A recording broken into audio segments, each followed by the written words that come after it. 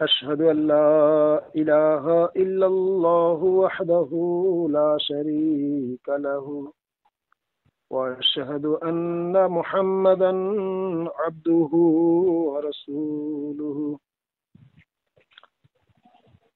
আজ যে বিষয়ে বর্ণনা করব, পূর্বে পোশাক পরিচ্ছদের উপরে আমাদের দুটো পর্ব হয়ে গিয়েছে, পুরুষ এবং নারীদের সম্পর্কে।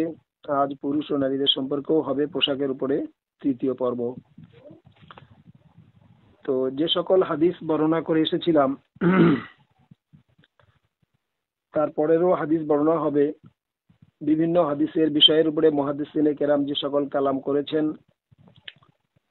আইমায়ে ফুকাহা, আইমায়ে মুস্তাহিদিন যা কালাম করেছেন তা আপনাদের সম্মুখে উপস্থাপন করব।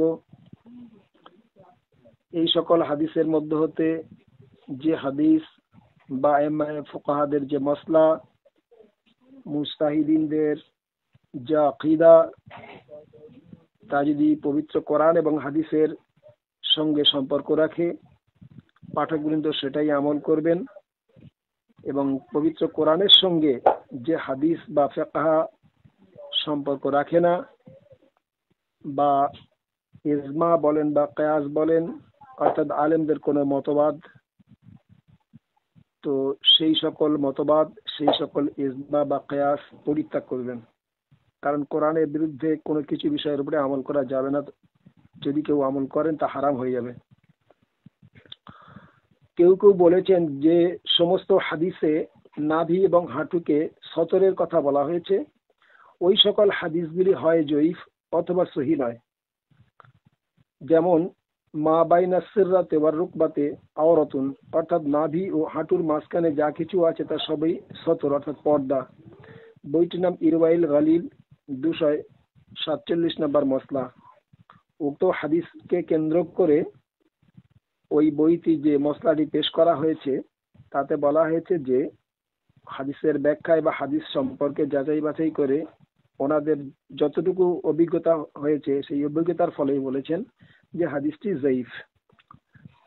যে বর্ণনায় আছে আর রুকবাত মিনাল আওরাতে, হাঁটু সতরের মধ্যে গণ্য, ওই রেওয়ায়েতটি জয়ীফ। কেননা ওর সনদের মধ্যে নজর বিন মনসুর ফাজারি কুফি রাবিয়া কমজোর। ইমাম বুখারী রহমতুল্লাহ আলাইহি তাকে মুনকার আল হাদিস বলেছেন এবং ইমাম নাসাই রহমতুল্লাহ আলাইহি তাকে জয়ীফ বলেছেন। তো হাদিস বিশারদগণের মধ্য হতে যিনি এই বিষয়ে বর্ণনা করেছেন, তিনি তার বইতে লিখেছেন, বইটির নাম মিজানুল ইতিদাল, 4th খণ্ড, 264 নম্বর হাদিসের ব্যাখ্যা। অন্যান্য মসলা মাসাইলের মতো আইমায়ে ফুকাহা এই মসলায় ও মতভেদ করেছেন। অর্থাৎ যে মসলাটি আপনাদের সম্মুখে এখন পেশ করলাম, যে মসলাটির সম্পর্কে বলা হয়েছে আর রুকবাত মিনাল আওরাতে, এই হাদিসটির উপরে আইমায়ে ফুকাহাগণ মতভেদ করেছেন, মত পার্থক্য আছে। মিজানুল ইতিদালে যেটা বলা হয়েছে, যে জয়ীফের কথা উল্লেখ করা হয়েছে, দেখা যাচ্ছে এই বিষয়ে কোনো কোনো ফুকাহা বলছেন যে না, হাদিসটি সহি জয়ীফ নয়। কোনো কোনো ফুকাহা বলেছেন যে হাদিসটি জয়ীফ সহি নয়। কেউ কেউ বলেছেন হাদিসটির উপরে আমল করা যেতে পারে, কেউ কেউ বলেছেন হাদিসটির উপরে আমল করা যেতে পারে না। অর্থাৎ আমল তো প্রত্যেকটার উপরে করতেই হবে। এখানে আমল করা না করা সম্পর্কে এখন যেহেতু সতর ঢাকা অর্থাৎ না হাঁটুর উপর আর নিচে, এর ব্যাপারটা নয়, যেহেতু সতরটা পুরো ঢাকতে হবে। কিন্তু হাদিসের মসলা যেটা এসছে, যে হাদিসটি অ্যাকচুয়ালি সহি না জয়ীফ, কারণ যেহেতু মানে পায়ের গোড়গাঁট সমেত কাপড় পরিধান করতে পারে, তন্মধ্যে যে হাঁটু পর্যন্ত না হাঁটু সমেত, এই বিষয় নিয়ে মত পার্থক্য। এটা ইলমি বাহাস, যদিও পাঠকবৃন্দের সম্মুখে হাদিসটি পেলাম, তাই হাদিসটির বিষয়সমূহ তুলে ধরছি। অন্যান্য মসলা মাসাইলের মতো আইম্মায়ে ফুকাহা এই মসলাও মতভেদ করেছেন। আল উম্মু, 1ম খণ্ড, 181 পৃষ্ঠাতে মতভেদী মসলাটি রয়েছে। হুলিয়াতুল আউলিয়া, 2য় খণ্ড, 62 নম্বর মসলায় বিষয়টি রয়েছে। রাউজাতুত তালেবিন প্রথম খণ্ড 389 নাম্বার মসলায় বিষয়টি রয়েছে। আল ইনসাফ ফি মারিফাতে রাজহি মিনাল খিলাফ 4511 নম্বর মসলা। ইমাম আল্লামা শাওকানী রাহমাতুল্লাহ আলাইহি বলেন, হাঁটু সতরের মধ্যে গণ্য নয়। অর্থাৎ যারা বলেছেন যে মানে হাঁটু সতরের মধ্যে গণ্য নয়, তাদের সঙ্গে আল্লামা শাওকানী রাহমাতুল্লাহ আলাইহির মত একই মেলে। বইটির নাম নাইলুল আওতার, প্রথম খণ্ড 536 পৃষ্ঠা। আল্লামা নাসিরুদ্দিন আলবানী সাহেব এই হাদিসটি সম্পর্কে বলেন যে হাঁটু সতরের মধ্যে গণ্য হওয়ার ব্যাপারে যে সমস্ত দলিল পাওয়া যায় তার কোনোটাই সহি নয়। তামাম আল মিন্না 160 পৃষ্ঠা। এবারে আসবো ওই যে ব্যাপারটা বর্ণনা করা হয়েছে, অ্যাকচুয়ালি হাদিসটি পুরুষদের ক্ষেত্রে বর্ণনা করা হয়েছে যে কোন পর্যন্ত কাপড় পরিধান না করলে বা ছতর ঢেকে না রাখলে গুনাহ হবে, গুনায় কবিরা হবে, ফরজ তরফ হয়ে যাবে, আল্লাহর হুকুম বা রসুলের নির্দেশ খেলাফ হয়ে যাবে, সে বিষয়ে হাদিসটি বর্ণনা করলাম। সেই হাদিসটির মধ্যে নাভি থেকে নিয়ে আর হাঁটু পর্যন্ত অথবা হাঁটু সমেত কাপড় ঢাকা দিয়ে রাখতে হবে। যদি কাপড় ঢাকা দিয়ে না রাখা যায় তাহলে গোনা হবে। তো কেউ কেউ বলেছেন যে হাঁটু পায়ের গোড়গাটের মধ্যে আসবে, মানে হাঁটু পর্দার মধ্যে আসবে, আর কেউ কেউ বলেছেন না, হাঁটু পর্দার মধ্যে যাবে না, অর্থাৎ কাপড়ের মধ্যে যাবে না। আর রুকবাতু মিনাল আওরাতের অর্থ কোন কোন আইম্মায়ে মুস্তাহিদিন এরা বলছেন যে নাভি থেকে নিয়ে আর হাঁটু সমেত কাপড় দিয়ে ঢাকা রাখতে হবে। আর কোন কোন মুস্তাহিদিন বলেছেন যে না, নাভি থেকে নিয়ে হাঁটু পর্যন্ত, এখানে সমেত মানে হবে না, অর্থাৎ হাঁটু পর্যন্ত ঢাকলে সতর ঢাকা হয়ে যাবে। তো এটা যেহেতু পুরুষদের ক্ষেত্রে মশলাটি এসছে বা সংবিধানটি এসেছে, আর পুরুষদের ক্ষেত্রে হাদিসটি বর্ণিত হয়েছে, কারণ নারীদের ক্ষেত্রে এরূপ হয় না। নারীদের সম্পর্কে যা বলা হয়েছে সেটা আপনাদের পাঠকবৃন্দের সম্মুখে আমি সেটা তুলে ধরব।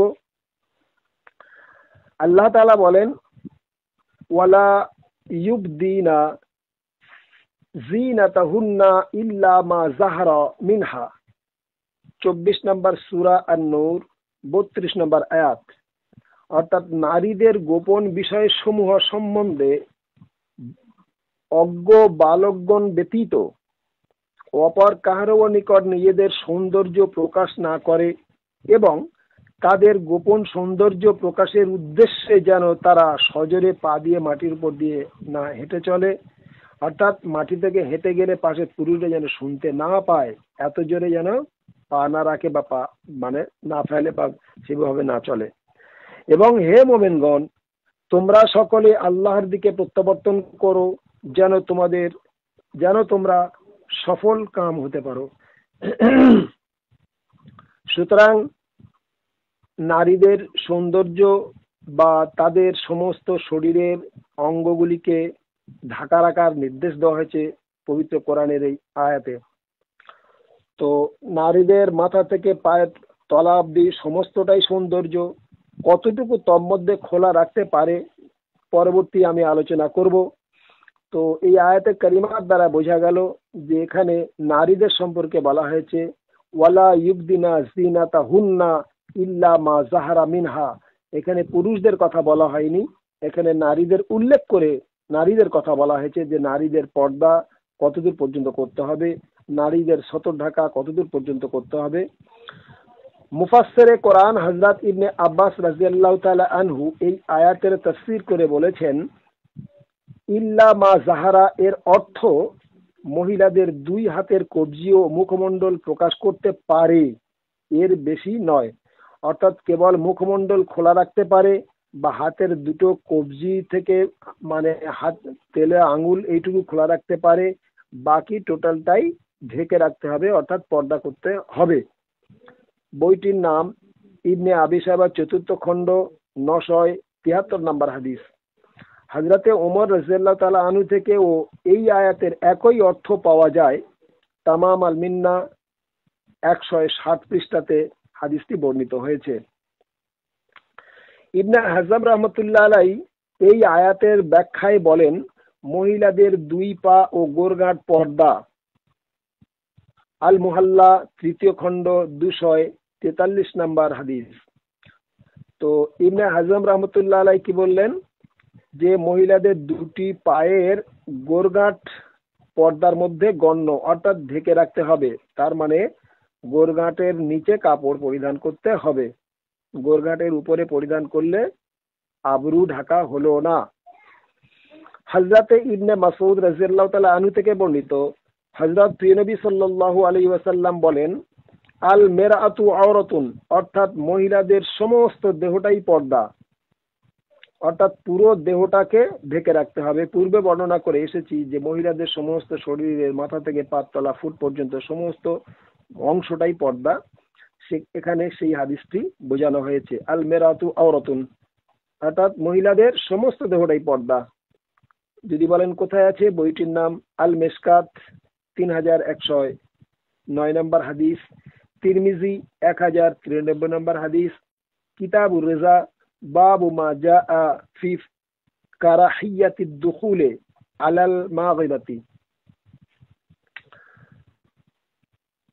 আহলে জাহেরগণ এ বিষয়ে মন্তব্য করেছেন যে স্বাধীন রমণী ও কৃতদাসী রমণী এদের ক্ষেত্রে, অর্থাৎ এদের পর্দার ক্ষেত্রে কোনো তফাৎ নেই, কেননা হাদিসে ঋতুর ব্যাপারে উভয়ের ক্ষেত্রে একই বিধান দেওয়া হয়েছে। অর্থাৎ যেমন উনি একটা উদাহরণ দিয়েছেন যে স্বাধীন রমণী এবং যারা কৃতদাসী তাদের ঋতু কারো 3 দিন 4 দিন 5 দিন, ঋতুর মানে লাস্টের দিন হচ্ছে 10 এবং কমপক্ষে 3 দিন। এই ব্যাপারে যে মসলা রয়েছে বা হাদিস রয়েছে তা উভয়ের ক্ষেত্রে একই বর্ণনা করা হয়েছে। সেই জন্যে উনি বলতে চেয়েছেন যে পর্দার ক্ষেত্রেও কৃতদাস এবং স্বাধীনদের একই নিয়ম হওয়া উচিত বা হবে। ইমাম আবু হানিফা রহমতুল্লাহ আলাই ও ইমাম শাফি রহমতুল্লাহ আলাই ও আরো অনেকের মতে স্বাধীন রমণী ও কৃতদাসীর ক্ষেত্রে কিছুটা পার্থক্য আছে। যেমন কৃতদাসীদের পর্দা সতর, অর্থাৎ পুরুষদের মতো নাভি ও হাঁটুর মধ্যবর্তী স্থানকে সতর অর্থাৎ পর্দা বলা হয় বা পর্দা করার কথা বলা হয়েছে। অর্থাৎ ইমাম হানাফি মাযহাবের মতে ইমাম আবু হানিফা রহমতুল্লাহ আলাইহির মত এবং ইমাম শাফি রহমতুল্লাহ আলাইহির মত এবং আরো অন্যান্য অনেকে ইমাম বলেছেন যে পুরুষদের যেমন নাভি থেকে আর হাঁটু পর্যন্ত বা হাঁটুর মাঝখান বা হাঁটু সমেত এই যে পর্দাটা সতর বলা হয়েছে, ঠিক তেমনি কৃতদাসী যারা তাদের পর্দা ওই সেম, বাকি তারা খোলা রাখতে পারে। সুতরাং যদিও এই মশলাটি আমার নিকট গ্রহণযোগ্য নয়, কারণ নারী কৃতদাস মানুষ বানিয়েছে, আল্লাহ তাআলা কৃতদাস করে তাকে সৃষ্টি করেনি বা জন্ম দেয়নি। সুতরাং নারীর ক্ষেত্রে উভয়ের মশলা একই হওয়া উচিত, যা পূর্বের হাদিসে বর্ণিত হয়েছে। যেহেতু এই হাদিসে এই মশলাটি বর্ণনা করেছেন, যে কিভাবে এরা বর্ণনা করেছেন ওরাই জানেন, তবে ইমাম আবু হানিফা রহমতুল্লাহ আলাই এবং ইমাম শাফি রহমতুল্লাহ আলাই এবং আরো অন্যান্য অনেক ইমামের মতে বা মুহাদ্দিসিনদের মতে দেখা গিয়েছে যে তাদের বক্তব্য হলো এই, যে পুরুষদের মতো যিনি কৃতদাসী তার পর্দাও সেম, অর্থাৎ নাভি থেকে নিয়ে আর হাঁটু পর্যন্ত ঢেকে রাখলে যথেষ্ট। হাঁটুর বাইরের যদি খোলা থাকে বা নাভির উপরের অংশ যদি খোলা থাকে তাহলে কি হবে, মানে পাপ নয়। যদি বলেন কোথায় আছে, বইটির নাম নাইলুল আওতার 1ম খণ্ড 538 নম্বর হাদিস।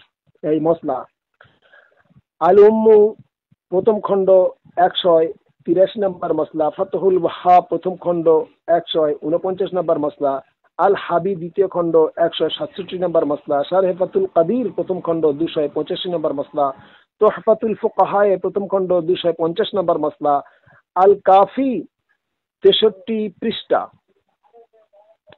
ফিকাহবিদরা এইভাবে মানে সমাজটাকে আমার মনে হয়তো অনেকটা ক্ষতি করেছেন।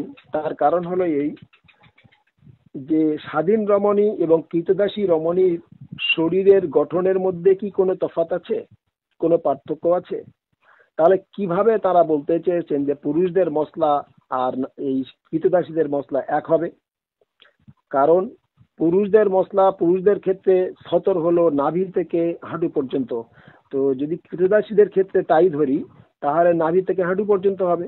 আর মাথার অংশ থেকে নিয়ার হাঁটু পর্যন্ত বললে তাহলে পুরুষদের সঙ্গে মেলে কই, যুক্তিতে বা দলিলে মিলবে না, নাম্বার ওয়ান। নাম্বার টু, যে একজন রমণী সে ক্রীতদাসী হতে পারে কিংবা স্বাধীন হতে পারে, তার ক্ষেত্রে পর্দা, ঋতু বা অন্যান্য বিষয়ের মশলা যা একজন ক্রীতদাসীর ক্ষেত্রেও মশলা একই, একজন স্বাধীন রমণীর ক্ষেত্রে যা একজন ক্রীতদাসীর ক্ষেত্রেও তাই।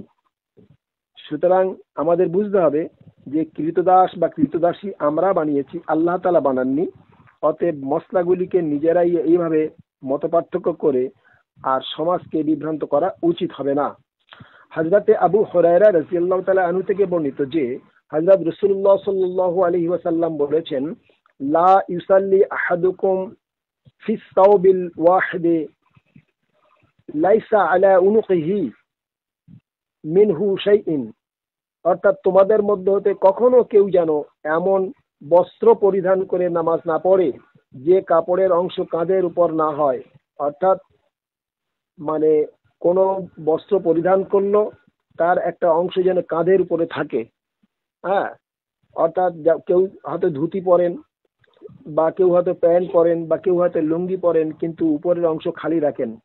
সে ভেবেছে যে আমি সতর অর্থাৎ পর্দা করেছি, মানে আবরু ঢেকেছি, মানে নাভি থেকে হাঁটু পর্যন্ত ঢেকেছি, তাহলে আমার নামাজ হয়ে যাবে, আমার তো সতর মানে বেআবরু হচ্ছে না বা বেপর্দা হচ্ছে না, তাহলে আমার নামাজ হয়ে যাবে।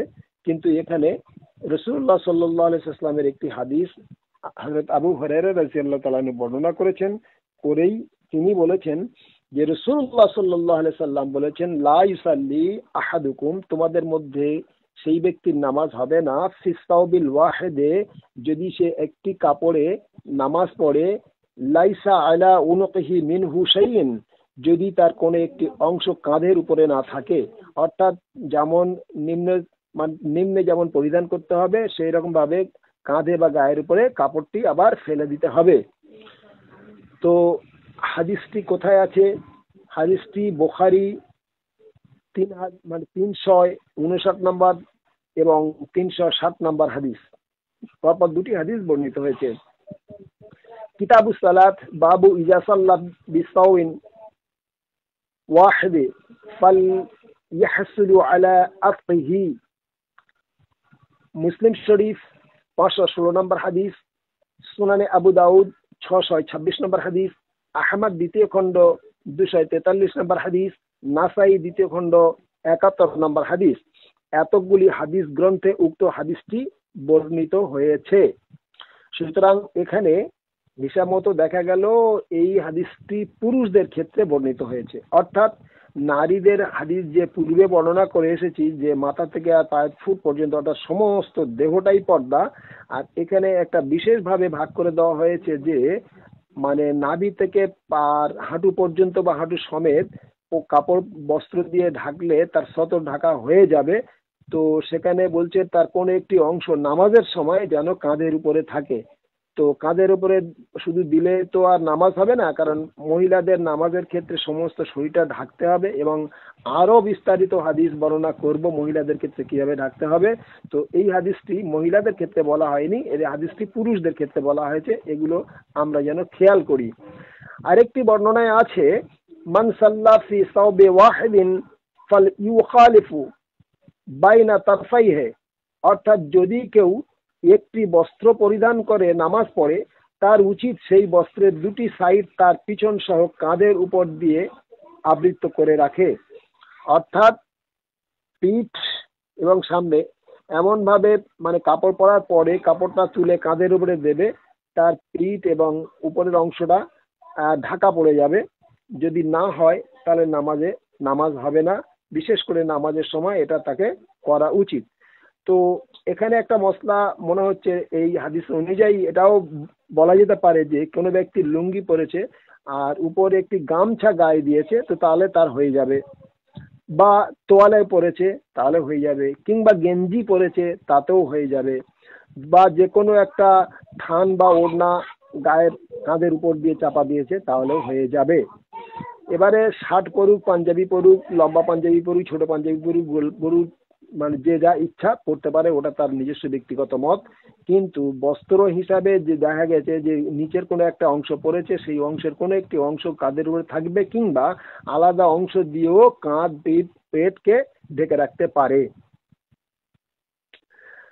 তো হাদিসটি বুখারী শরীফ 307 নম্বর হাদিস, সুনানে আবু দাউদ 627 নম্বর হাদিস, আহমদ দ্বিতীয় খণ্ড 255 নম্বর হাদিস, শারহে মাআনি আল আসার প্রথম খণ্ড 381 নম্বর হাদিস, ইবনে হিব্বান চতুর্থ খণ্ড 23 নম্বর হাদিস, শারহুস সুন্নাহ 517 নম্বর হাদিস। এতগুলো হাদিস গ্রন্থে উক্ত হাদিসটি রয়েছে, মান সাল্লা ফি সাওবে ওয়াহিদিন ফাল ইউখালিফু বাইনা তরফাইহে। হ্যাঁ, অর্থাৎ যদি কেউ একটি বস্ত্র পরিধান করে নামাজ পড়ে, তার উচিত সেই বস্ত্রের দুটি সাইড তার পিছন সহ কাঁধের উপর দিয়ে আবৃত করে রাখে।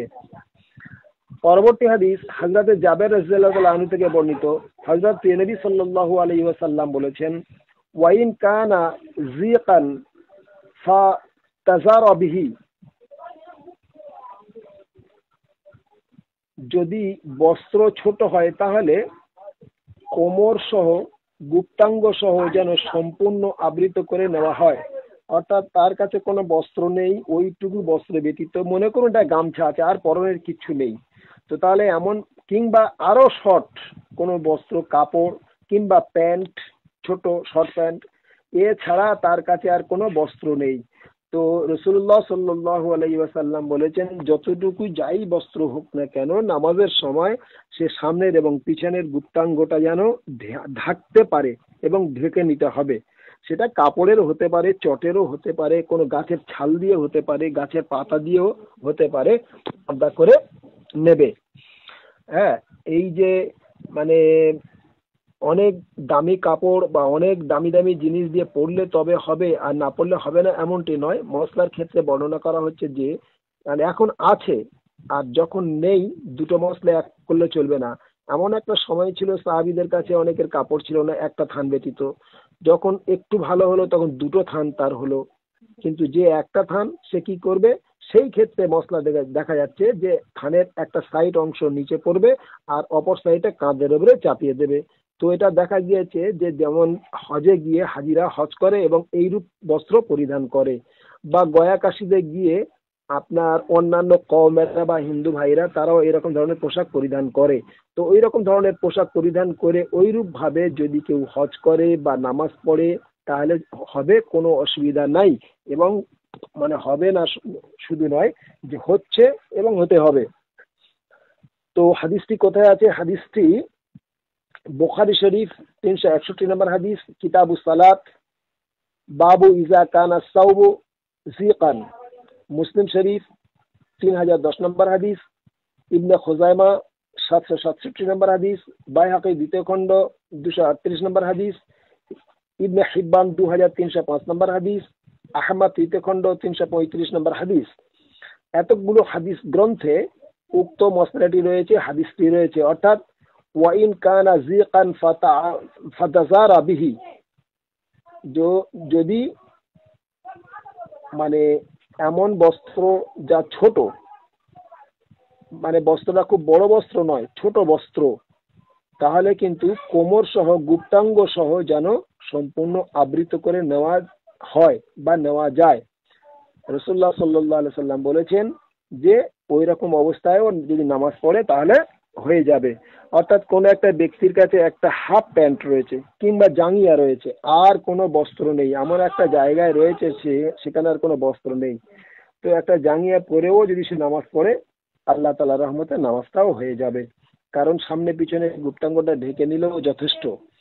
তো শরিয়াতের মসলা রাসূলুল্লাহ সাল্লাল্লাহু আলাইহি ওয়াসাল্লাম এত সহজ সরল করে দিয়েছেন মানব জাতির জন্য, কারণ এমন এমন সময় দেখা যাচ্ছে মানুষ এমন বিপদের মাঝখানেও পড়ে বা পড়ে যেতে পারে, বা এমন জায়গায় গিয়েছে যেখানে নিজের ওইটুকু ছাড়া আর নেই, বা দেখা গেল জামা প্যান্ট পরে আছে কোনো সমুদ্রের মাঝখানে, সে জাহাজ ডুবে হোক বা প্লেন থেকে পড়ে গিয়েছে, গায়ের পোশাকটা সব খুলে গিয়েছে, আর গায়ের পোশাক পরেও সে সমুদ্রে সাঁতার কাটতে পারছে না, বাধ্য হয়ে সে কি করবে, জাঙ্গিয়াটুকু পরে আছে, বাকি সব খুলে দিয়েছে। কোনো একটা দ্বীপে গিয়ে ভেসে ভেসে উঠেছে, সেখানে আর কোনো রাস্তা নেই, তো সে বুঝতে পারছে নামাজের সময় হয়ে গিয়েছে, জ্ঞান ফিরেছে, নামাজের সময় হয়ে গিয়েছে, ওই জাঙ্গিয়া পরা অবস্থায় যদি সে নামাজ পড়ে নামাজ হয়ে যাবে। এক কথায় যদি তার কাছে কোনো বস্ত্র না থাকে, তো সে যদি জাঙ্গিয়া পরে নামাজ পড়ে নামাজটি হয়ে যাবে, কোনো অসুবিধা নেই। সুতরাং মশলাগুলো আমাদের সঠিকভাবে জানা উচিত। ইসলাম সহজ সরল করে দিয়েছে মানব জাতির জন্য, কিন্তু যারা কঠিন করছে সেই সকল কঠিন লোকেদের থেকে আল্লাহ তাআলা আমাদেরকে হেফাজত করুক এবং প্রকৃত কোরআন এবং হাদিসের উপরে অর্থাৎ সুন্নাত নববীর উপরে আমল করার তৌফিক দান করুক। ওয়া আখিরি দাওয়ানা আনিল হামদুলিল্লাহি রাব্বিল আলামিন।